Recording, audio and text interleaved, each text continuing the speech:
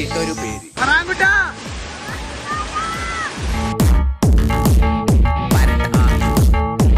ഇവിടെ ഒരു ഹട്ടുണ്ട്.